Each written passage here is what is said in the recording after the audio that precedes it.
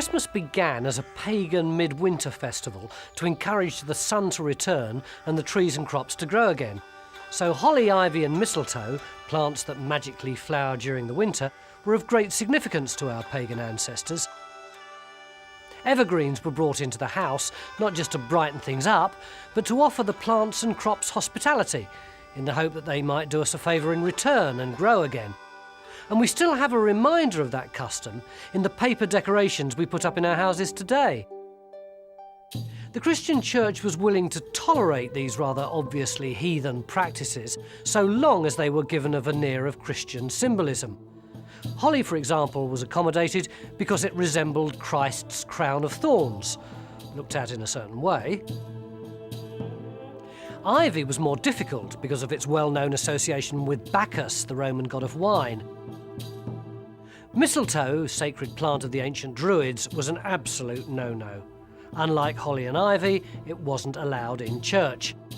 But the custom of kissing under a bough of mistletoe for some reason remained very popular. Even the far from sexually relaxed Victorians enthusiastically embraced what was clearly a hangover from an ancient fertility rite, in their straight-laced way.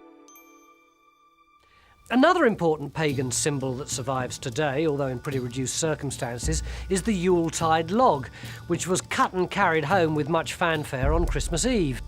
In days of yore, it had to be big enough to burn throughout the 12 days of Christmas, and it was considered immensely bad luck to allow the fire to go out. This was another pagan idea, linked to the ancient Celtic belief in an everlasting sacred fire.